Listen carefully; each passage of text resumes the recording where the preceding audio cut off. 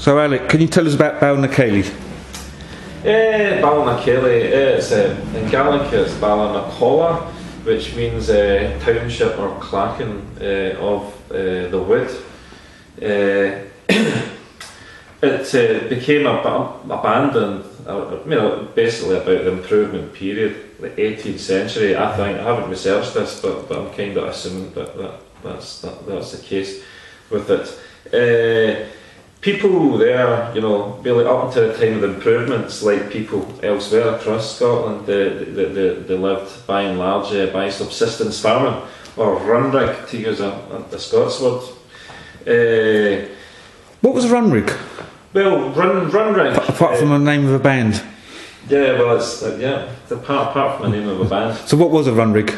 It refers to the field itself, and that they used to plough rigs in long strips. And the thing about it was they would rotate the strips, and it was kind of egalitarian in that sense because everybody would get a shot at different strips. Each kind of family. Townships itself would be made up of a small number of families, 4, 5, 6. They weren't that big. Although I guess that perhaps the numerous members of the family. So what was Balnakailly? Was it a township?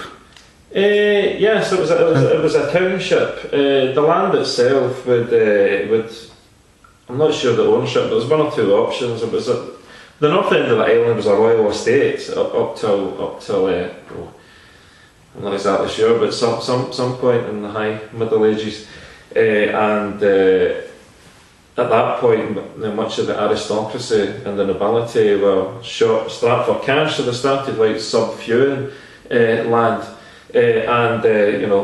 and families of Gaels actually became feudal, landholders. Yes, rather than landowners. It's, of course, under the feudal system, it's improper to talk about landowners because land belonged to God at that point in time.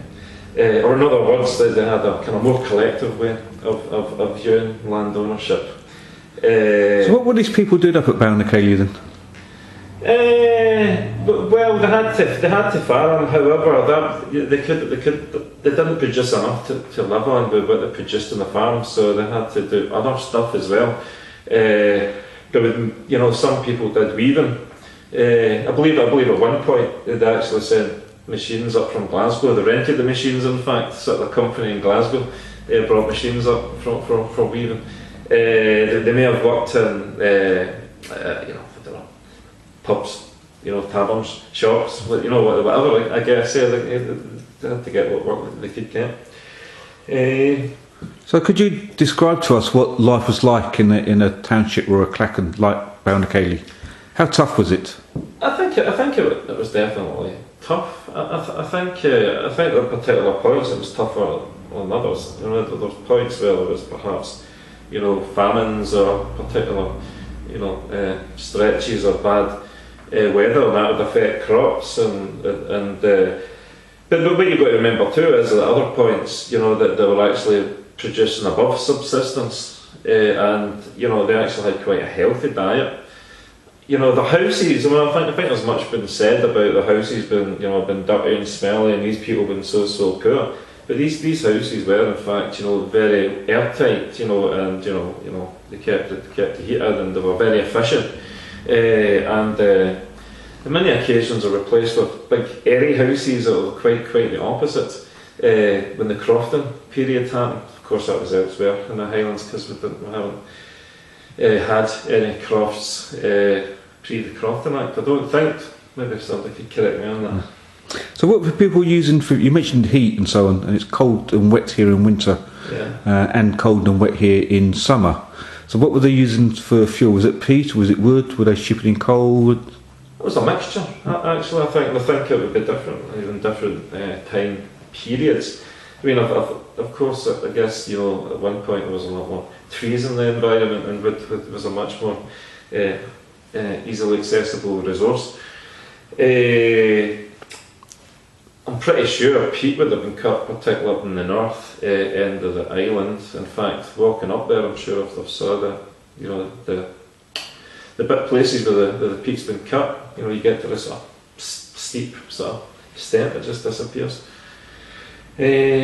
So I think peat and of course coal, you know, as well, you know, Butte's in such close proximity to the west, to the central belt, you know, that there'd be a ready supply of coal, I guess. So Balnakailly is deserted. Can you tell us when that happened and why it happened? Right, I reckon about at some point in the 18th century. Why it happened, I'm not sure of the exact details, but it did happen because of an overall kind of process whereby people were being removed from the land by land owners, of course, was proper to call them by that time, because they could basically make more money, you know, by having by consolidating these smaller farm towns or clans. Is this what they call the improvements? That's what. Could you quickly explain to us what the improvements were then, so and how it applied to Balnakailly? Okay, the improvements is a whole big thing. It's not simply, you can't reduce it simply to, you know, management of land or economic factors. There's a whole ideology behind it. One of the things that's interesting about that Gaelic didn't appear by accident. It was common thought, it was commonly accepted, even amongst many Gaelic speakers themselves, that it was necessary to eradicate Gaelic, that it was actually in their best interests, you know, because English was a much more useful language, and, you know, by speaking Gaelic, that was hindering the acquisition of this much more useful language. The truth is, of course, that they did need to speak English, you know, in order to access, you know, markets, they had to speak English, no doubt about it, but none of it, you know, necessitated the eradication of Gaelic. And were the people at Balnakailly that they would have been Gaelic speakers?